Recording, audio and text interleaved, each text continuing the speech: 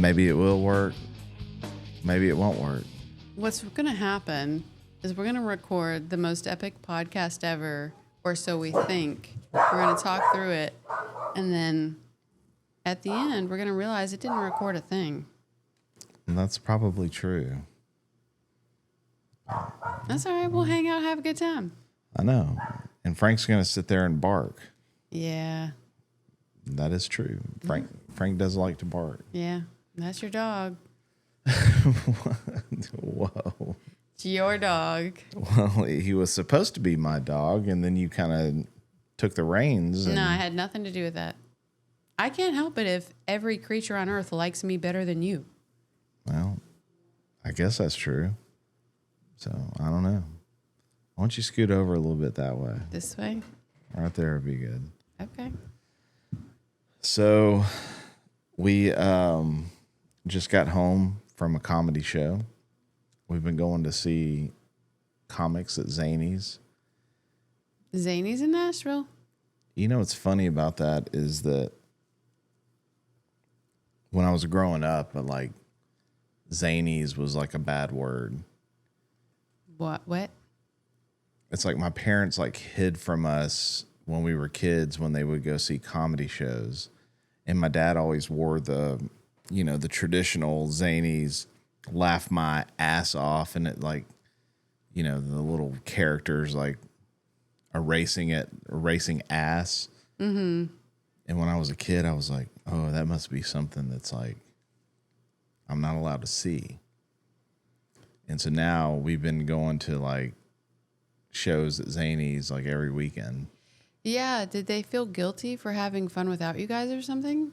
They didn't have fun with us.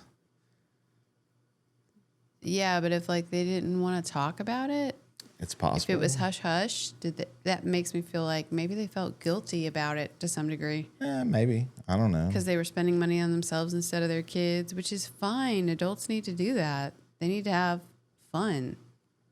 Yes, that may be true, but in any case, we went and saw Andrew Schultz tonight. We did.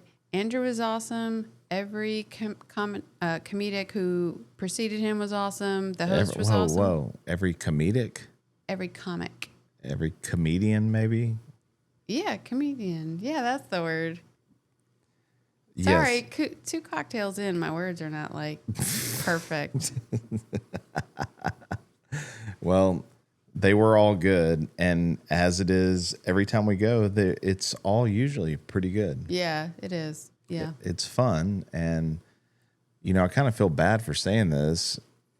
I know you didn't have any kind of knowing who Andrew Schultz was. Yeah, I had no clue. But I haven't really either. But apparently he's like a really big comic. Oh, really? Well, wasn't it the same case when we went and saw John Christ at the Opry? We saw the Opry House a couple weeks ago. We saw John Christ at the Grand Ole Opry, and there was some major comedian, and everyone's gonna laugh at you when I say the name of this guy, right? Because everybody knows him. But this major comedian came on stage, and everybody was flipping out. I had no idea who it was. So the major comedian the Jeems is referring to is Nate Bargatze. Came out. Yeah. And he did a set for about 20 minutes. No clue who it was. Yeah. Well, he's famous because he's in the John Christ category where he's like clean comedian. Oh, okay. So you can take your family to see it. Tonight? Nah. Not clean. No kids allowed. Not clean. We saw Theo Vaughn a few weeks ago. Not clean. Not clean. No, but they were all awesome though. But if you think about it, knowing at least who I am, if you're a comic that can have a whole hour and a half set, 15 minutes or whatever they do, that's clean, that's pretty good. That is impressive. Clean comedy.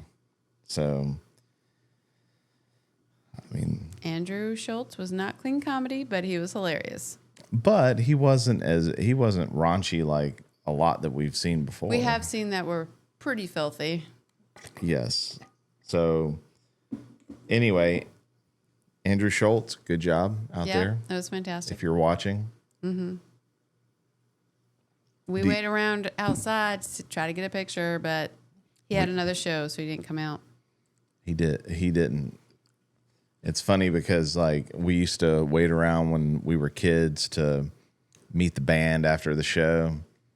And what I've learned with the comedy stuff is that, I mean, back then with the bands, we used to wait hours.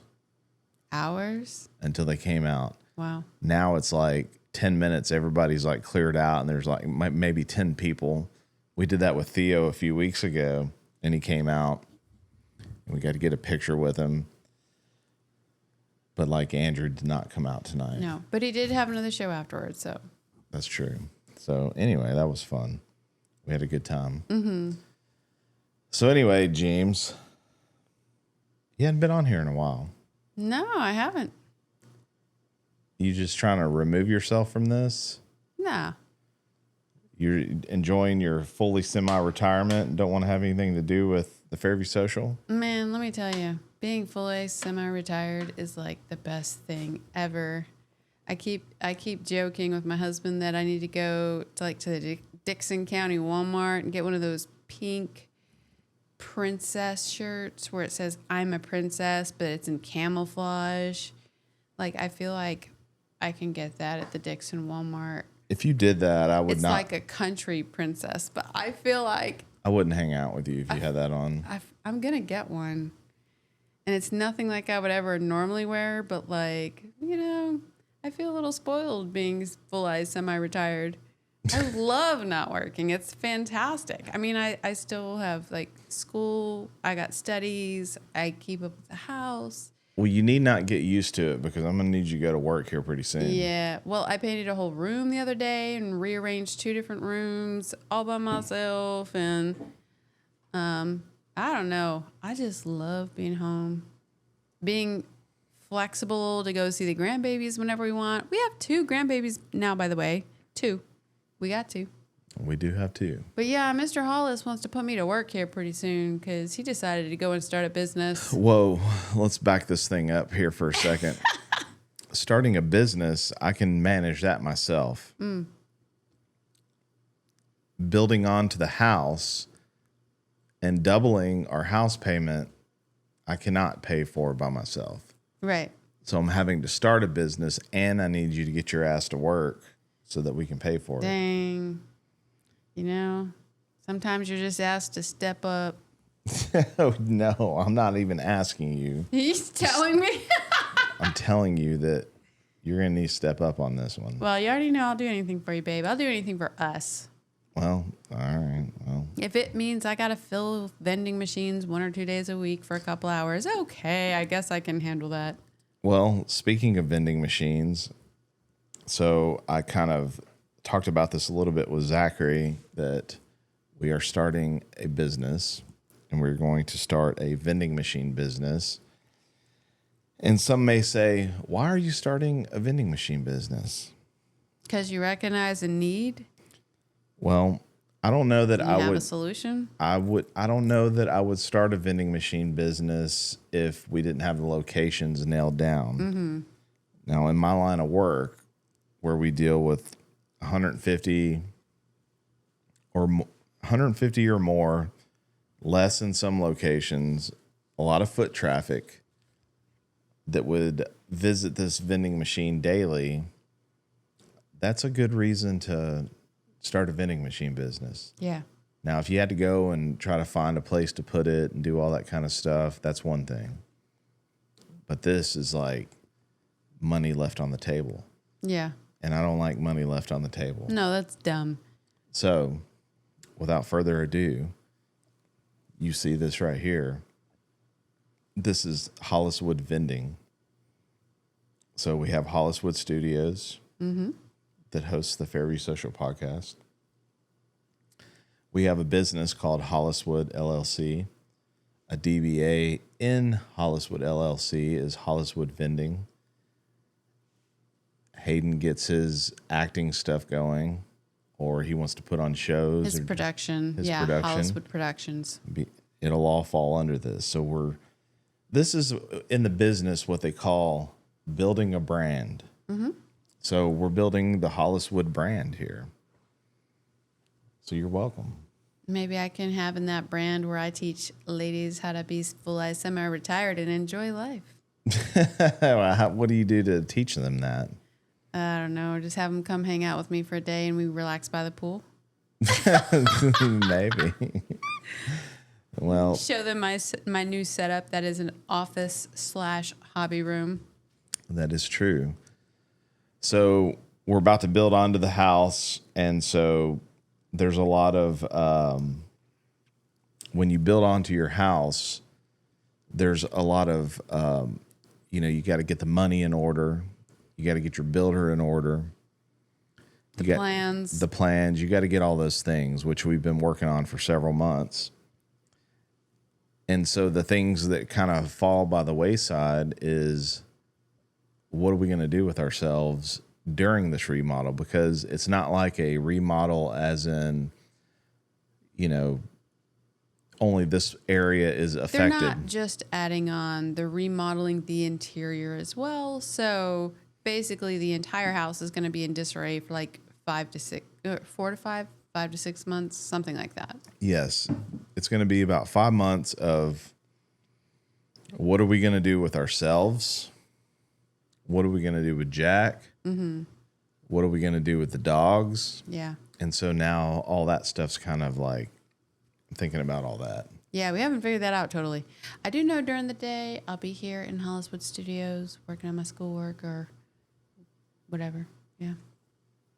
Well, I don't know if you're invited to Holliswood Studios. I think I'll invite myself. Okay, well, there you go.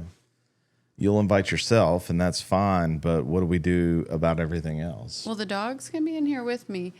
I do need to find a corner to make my office. There's no corner. So are you suggesting?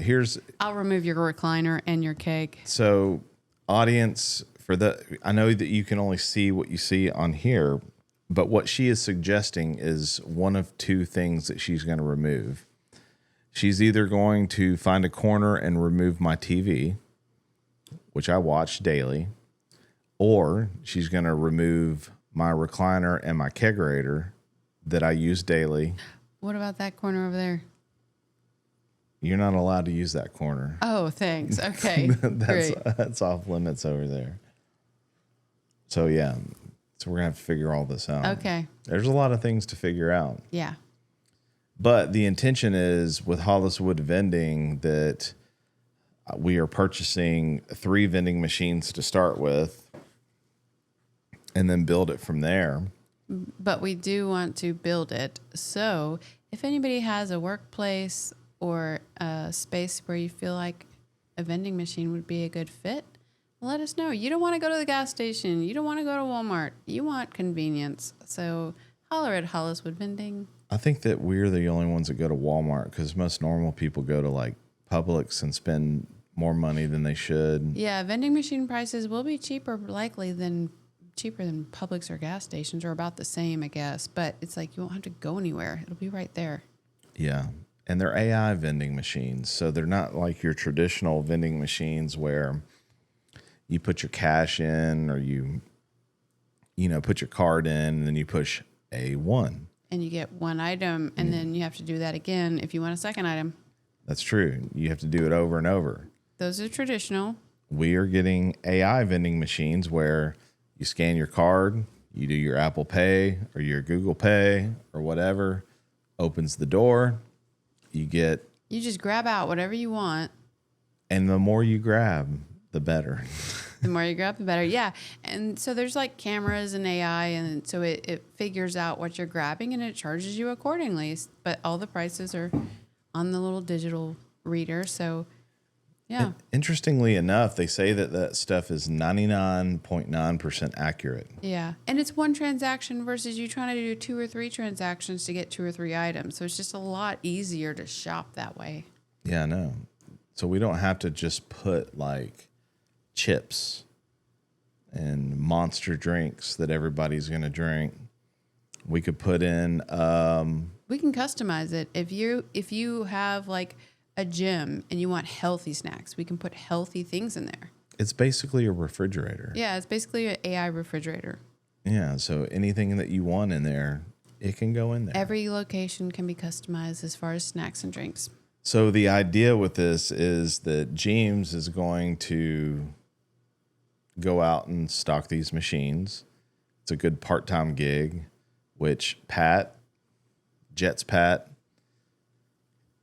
thank you for, well, no, not thank you, because it's not like I needed her to have a job and you took care of her. But Jet's Pat, which is her cousin, Who owns Jets? Jets, is like, He's been employing me for the last like few months on a part-time basis. but then I said, look, if you're going to work for the family, you're going to work for Holliswood. Yeah, but so basically my husband stole me back and was like, yeah, well. Put you to work doing something else. Yeah. So sorry, Pat. Love you, dude, but I At got least- another job lined up. At least it's for us rather than It's our legacy. Part of Yeah. our legacy. you're working for the man. You're working for Pat. He's the man. Well, it was all fine. It was all fun and games until he went and got other Until locations. he bought another store, and then I didn't get to see him every time I was working anymore. That was a bummer. So the whole point of you working there was so that you could see him every day. Yeah. It was the family time was the best part of me working there, other than helping him out because he needed help. Well, look, now I'm going to need you to have family time by yourself I know. to go and do these vending machines. Well, and I was working with my brother Trent, and that was amazing. Love working with my bro. Sorry, dude. I miss you, but I got other things lined up now. So you'll do this until you become like a neuroscientist. Yeah. But if we need extra help, I can probably recruit Trent to help us out. Steal him from Pat too. No, the whole point of our vending machines is that we do it ourselves. Yeah, I know. We got 3 boys. They can help us out. Yeah, they need to help us out. They probably won't. Eli's off the hook because he's serving our country, so Out there fighting wars and whatnot. probably very soon. Yeah, we'll see. But yeah, that's what we're going to do here. Yeah. So that's what's going on here. So we got the remodel. At the same time, I'm trying to do these vending machines, which it sucks because when you want to spend a large amount of money to get your business going, when you're in the middle of closing on a loan, they don't like it when you make large purchases. Mm-hmm. And I want to make a large purchase because every day that goes by that we don't have our machines, we're not making money. That's right. And so, as with everything, after I've had a few beverages, I start thinking, you know what? I'm not waiting anymore. I'm going to buy this machine right now. And I did. And I bought 3 of them. But the problem is the bank doesn't like it when You didn't call the bank first to let them know you're making a massive purchase. well, Online. when you're doing it at like 11 o'clock at night, Yeah, online. the bank does not like it when you do that. They get suspicious Well, of fraud. They blocked it, so I'm gonna have Yeah. to wait till Monday to say, "Hey, I need you to unblock this." Yeah. I mean, I guess that's a good thing, but I've only had issues with anytime I want to buy something and the bank always shuts it down. It's almost like perhaps a angry parent that says, "No, child, you can't buy this." I think the bank is just against you having fun, Or perhaps a nagging wife. That which says, is not me. Which is not you. Not me. That says, no, you can't do this. But that's who the bank has become in my life. And I don't really like it, to be honest with you. You're a grown adult. You don't need nobody standing over your shoulder telling you what to do or what not to do. You know what? Say what? Say what? Say what? That's Mike Riley, for those of you that don't know. So anyway, all that's going on. I wanted to talk to you about the President's Podcast. What do you think about all that? I love the President's Podcast. I look forward to every episode.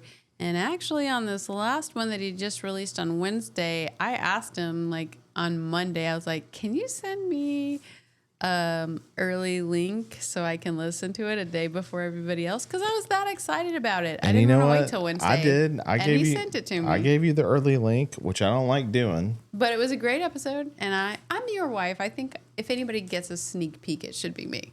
Yeah. Well, this episode has given us, I don't know, it seems like it's doing very well. And it's funny because, like, I am not a historian, and I try to preface everything, every episode. There's only been 3. We're working on more. We're going to get through 47 of them. Look at Frank over there causing trouble. Yeah. We're going to get through 47 of them. And hopefully I got a little bit more sense by the time it's all over with, which I may or may not. But it's fun to do. It's fun to learn. And interestingly enough, I've been watching the White House series on Fox Nation. And so it kind of like, you know, it's like a show where it's showing the story of the things that are happening, but there's also like historians talking about it. And it's like I'm learning a lot on that. What's really cool is like we didn't know about that show when you had the idea for the President's Podcast, the President's Project, and then like you started that like about the same time that show started, and we discovered that show the same time. And it's kind of like the show is aligning with your episodes of the President's Project. It is. And the intention is that we're not historians. We're just regular guys trying to figure it out. And there's just so much to it. There's like books and books and books written on these people. And you're trying to like do a podcast in, you know, an hour or whatever and packing in like the most impactful things. And it's just not possible. Yeah. You can't do all that. Well, I love learning. I love the history, and I am looking forward to being on a couple of these presidential episodes. I'm in the middle of one book on one of the presidents, but I have another book that I'm really interested in reading about, and I will read about the career of a Secret Service agent who served under 5 presidents, including Watergate. So I'm really excited about reading that book and getting on some podcasts with Mike and my husband and talking about that. I mean, one of the just sneak peeks that I saw from that book was like the Secret Service agent is like, okay, we got a dead body, we got to sneak out. How do we do that? You know? And so just seeing the story around that and all the other things he has to share will be really exciting. You know, so I'll definitely be able to share some of the scandalous things that were happening. Well, it's funny because like, I think what I've learned more than anything is we think that our politics now are like crazy and it's messed up and I can't believe this person said this, but it was like just as bad, if not worse, back then. Yeah. It's so weird because like now the news travels like immediately with social media and, you know, 24-hour news cycles and all that kind of stuff. But it's like back then it was the same. Mm-hmm. It was the same thing. So it's like anything that we see now that we think is scandalous, no. I mean, what they consider scandalous back then is Thomas Jefferson banging one of his enslaved people and having kids with them. That still happens, you know, sexual relations in the Oval Office. Well, I was going to say not with enslaved people. Not with enslaved people, but it's like that's the people who work for them, same thing. Well, that's what's funny about it is they didn't really. I don't even think that the issue was that you know the girl was black. I think that the issue was that it was a slave, and so he's just like, all this is dumb. All of this is just completely ridiculous. But like, you know, politicians use whatever they can use against each other. Yeah. It was going on way back then. They were always slinging dirt. They're always slinging it. That's for sure. But it's fun to do those. Hopefully everybody's checking that out. Yeah. Maybe they are, maybe they're not. Maybe they will. Maybe they should. Maybe they should. So what else is going on in your life, Jeems? You're fully semi-retired. Fully semi-retired. Before I put you back to work Before stocking you vending put me machines. back to, doing the grunt work. Well, I'm about 8 weeks away from my first degree that I'm working on. Series of 3 or 4 degrees, but about 8 weeks away from my first one. I'm just loving right now, not working, being at home, seeing the grandkids whenever I want, working on school, learning something every day, having a lot of just alone time, but also like just exploring life in a different light. I mean, right now I'm reading a great book by Dr. Mario Beauregard, who's a neuroscientist, and he just published this book called Awakening the Human Robot. I encourage everybody to check it out. I haven't read the whole thing yet, but shoot, the snippets that I've seen so far, he's on point. That's all I can say. Anyways, so I'm like, all right, I gotta follow these neuroscientist guys and see what path I need to take with this educational game I'm on. But yeah, so I'm in the middle of like multiple books right now. 2 by Dr. Beauregard, a couple of presidential books. Well, it must be nice to be able to sit around and read. I don't even know if I remember how to read. Yeah. I have to listen to them on audio. No, I feel like I'm living my best life right now. Well, then that makes me kind of feel bad that to put you back to work. Yeah, you should feel bad.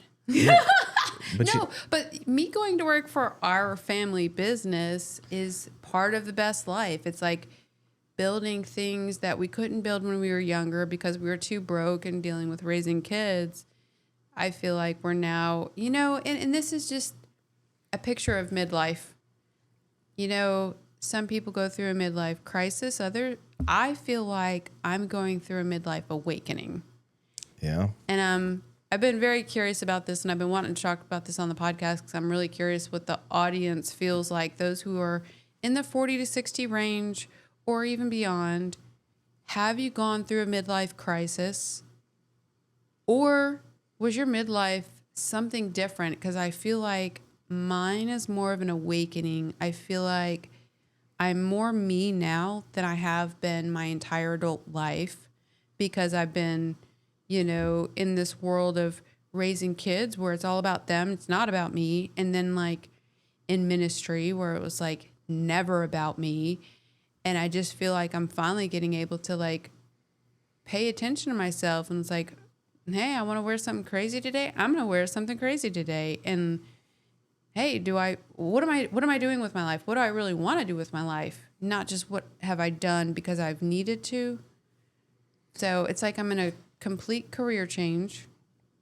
Yeah, I think that I have better boundaries now, better relationships. I allow fewer people into my inner circle than ever before in my life, and I feel good about it.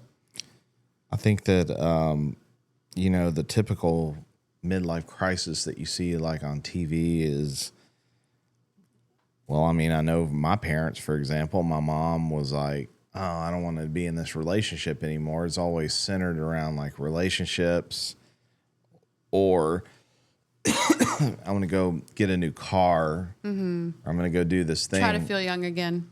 I guess for me, it's like, okay, I've been on this earth for almost 45 years, and I've been too scared to do any of the things. And so now I'm trying to like just take a risk, make some money. It's like we're fine. We make plenty of money as far as like my job goes, but like I've never been the type of person that's like stagnant to where this is enough. I mean, we have plenty to live on, but like I want to do more. Yeah, you want to build something. You want to build like a legacy. And this is a cool thing about midlife. And I know typically when you say the word midlife, people are like cringy about it. But no, midlife is a beautiful thing. Midlife is where people tend to do a lot of evaluating, like self-reflecting, self-evaluating, thinking about the legacy they're going to leave behind, thinking about what they're really doing with their life. But it's funny that you say taking risk, because people in midlife typically begin taking risk that they've never been willing to take before. And it's like, yeah, when you're younger with kids and you know, there's more on the line. But once your kids start moving out, you have a little bit more freedom to take a risk and realize that it's not going to affect them as bad if it goes south or whatever. But, you know, the statistics say that like only 1 in 5 people actually go through a midlife crisis. 4 out of 5 don't. And I'm wondering if the 4 out of 5, what do they do? Do they float through? Or, I mean, listeners, would you say you've been through a midlife crisis, or would you say you've been through a midlife awakening where suddenly it's like you're finding yourself in a way you've never found yourself before? Well, the problem with it is that I know for me, like when the kids were younger and we were early on in our marriage, that, you know, you don't want to rock the boat too much because you got a lot of people depending on you. Right. And so you ingrain that into your head. You carve that path into your head to where you're not doing anything. You're not taking the risk. And sometimes I wonder, I'm like, well, should I have taken the risk to do whatever 10 or 15 years ago? And like, I would immediately draw back and say, no, I'm in a steady situation. And so I want to stay in this steady situation rather than, it's one thing if like I lose my job or I don't have work or whatever the case may be, and it's just me that I have to worry about. But when you're trying to feed like 5 people, you're not as ballsy with things as we are now, to where it's literally just us here. Right. And we can do that. And I would like to think that, like, you know, the kids growing up and doing all that kind of stuff, that I would be more ballsy about it, but I was not. I was just, you know, trying to make sure that we were all fed. Right. But now that's not the case. The kids are gone. Yeah, there's more freedom now. And well, it's like, yes, there's freedom, but there's not too much freedom. I mean, we still got to maintain order in our house. Yeah. We got to make sure that we're able to be there for, you know, if the kids get into a pinch or something like that. Yeah, of course. But like, you know, this is kind of like a softball doing like vending machines. Yeah. Because it's like low hanging fruit. No, I was going to say, like, you're not having to spend a ton of money to make it happen. Right. Versus like building a standalone building and like putting a bowling alley in it or something. Yeah. So like if this just doesn't work out, or we're just flaky about it and don't want to deal with it, you sell the machines and you're good. Yeah. And so you're not at a huge loss. Mm-hmm. But like if you go all in, which we've seen in Fairview tons of times, of where someone's like, oh, this is a good idea, which is not a good idea. And they go all in and they build this building and they do this stuff, and then it fails after a year or two. Well, at least this is like, you know. If it doesn't work out, it's not going to break us. Yes. Yeah. And so, well, then I question myself, like, well, I'm still not taking too much of a risk. I'm just kind of stepping outside. Baby steps, hon. Baby steps. I'm taking just a hair of a step out. Yeah. and trying to but feel the waters. Even if that little step does something and it works out well, then we expand on that, grow it into something more. You know, it's like that first step is kind of like a leap of faith, a step of faith. And yeah, we've had to do that a few times in our lives where it's like, we don't know if this is going to work out, but we're going to just step out and try it and see what happens. And yeah, learn as we go. Yeah, I know. Well, I mean, that's what we're doing. Yeah. Fun fact, did you know that most people are the most creative in their life in midlife? I can believe that. I did not know that, but I can believe that, because a lot of people have their most creative season in midlife. They have more wisdom than they had in their younger years that they can usually draw on for whatever purpose they're applying it to. They're more willing to take risks. And I've noticed personally that, like, as you age, you care less about what other people think. So that, coupled with creativity, experience, risk taking, is just a good, like, salad for creativity and exploring your gifts, really. Yeah. Well, I mean, I'm happier now in my midlife than I was all through the time growing up. Yeah. And I think that when the kids were younger, or when we were early on in our marriage, like we had kids young because we didn't want to be old Right. doing all of these things. Yeah. And I'm really glad we did that, because now we've got grandkids and we're still young enough to have fun with them. I mean, I'm young enough. You're still old. I mean, I'm older than you, so yeah. You've got your youth. I do have my youth. You're basically old. But hey, Vera Wang didn't even enter the fashion world until she was like, I think, in her 40s. Martha Stewart didn't get famous doing what she does until she was in her 50s. I think the founder of KFC didn't found KFC until he was like 65. Well, they're all old. Yeah. I mean, Old or dead. Yeah, most of them aren't dead that I read about. But in any case, Colonel Sanders isn't alive. It just shows you that, just because you've spent even 30 years in a specific career doesn't mean that you have to do that the rest of your life. Yeah. You're not stuck in any one career. You can do whatever you want in life, and you are whoever you say you are. There's your advice. I know you like that quote that I have. So you are whoever you say you are, and you can do whatever you want to do. Yeah, but the thing is, though, is responsible people are like, no, I can't do this thing right now. Build a solid foundation first, and then work on your creativity or your other endeavors on the side. And like, as you gain some traction on that, then you can let go of those previous, endeavors. But my encouragement is, don't be stagnant. If you hate what you're doing, work your way out of it. Yeah. Well, that's good advice, Jeems.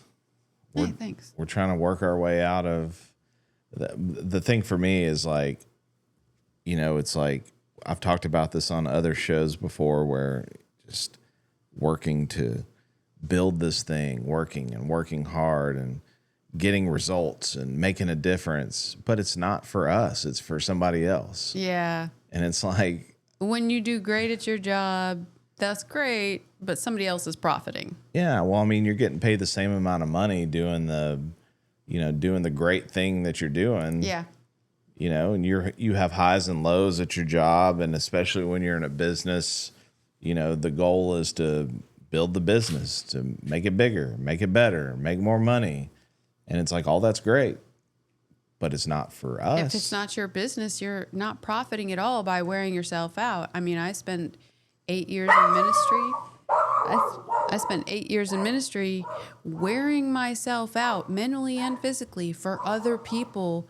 And I mean, part of that's on me. I should have paid attention to myself more, I guess, but I've always been more other-centered. Yeah. But that's what I love about midlife. It's like, you know what? I burned myself out for you all. Now I'm going to do what I want. Yeah. Well, I mean, you got that flexibility. I still have to play in the parameters of For now. making money, and True. I can't rock the boat too much. Yeah.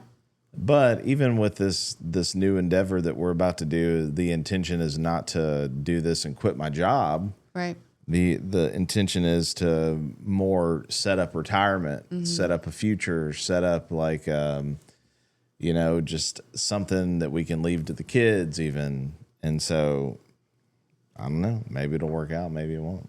Maybe when I'm a scientist, you can quit your job. Yeah, I know. That's another goal. That's kind of my... Because that is a goal, because like most of our marriage, you have supported me and you have spoiled me. So I want a chance to do that for you. Well, I appreciate that, and I will accept that. But the problem is, I'll give you a good example today. It's Saturday. I don't have to work today. And it's like, all I did was sit around all day and hate myself because I was sitting around. Yeah. I did a few things around the house, but like, I have to have some sort of... You always need a project. Well, the problem is like, I don't need a project. Yes, I need a project, but I have to have something that was like, no, you got to go here and do this. Yeah. It's like, see, I'm good at staying home. You're I'm not. I would not be. If I have extra time on my hands, I'm cleaning, I'm painting the walls or the trim, I'm touching something up, I'm caulking the windows, I'm studying in school. Yeah, but like if getting the grandkids, like I always reading a book or 4. No, I can't do that. I'm always finding ways to keep myself busy. If we have 3 vending machines, that's about an hour to 2 hours of work a week. Mm-hmm. If that's all we had, that would not be enough for me. So I would go out and be like, okay, what do I got to do to change this? I need 20 vending machines so that I have 40 hours of work a week, because otherwise I'll go crazy. Yeah. Or I'll do the whole reason that we got my dad a job working landscaping after he retired is because we knew he was just going to sit around and do nothing. Yeah. But I told him he had to be told, hey, Freeman H, RIP Freeman H, you're going to come and do this. And you know what he said? He said, okay. Yeah. He did what he was told. And he ended up making a lot of great friends there. I know. Well, he had a second life. Yeah. Well, it sparked a new life and a new trajectory for him, as opposed to he thought he was going to retire from the military and just sit around and wait to die. Yeah. And so then I'm happy for him for that. I'm just saying that, like, for me, you are your father's child. I am. Well, I mean, I know that I can't, like, if I couldn't do what you're doing right now. Yeah. I could not be fully semi-retired. Maybe because it's ingrained that, like, hey, I got to go to work every day. But yeah. Well, I love full semi-retired. It's fantastic. Other than when I was a stay-at-home mom, that was my favorite season in life. This is my favorite season in life. I mean, this is when I'm most happy with myself in every relationship that I've kept open, which isn't a lot. I've cut a lot of relationships out, and it was a necessity. But, like, seriously, this is overall my happiest period in life, is like watching our kids grow and develop their own lives, be home, be flexible, get the grandkids, well, study and, like, learn new things every day. No. I love my life right now. I'm just saying. I love it. Well, I have Tim Hollis to thank for that, by the way. I will admit that. To make sure we ruin that and put you back to work. I know. That's okay. It's the least I can do to show my gratitude.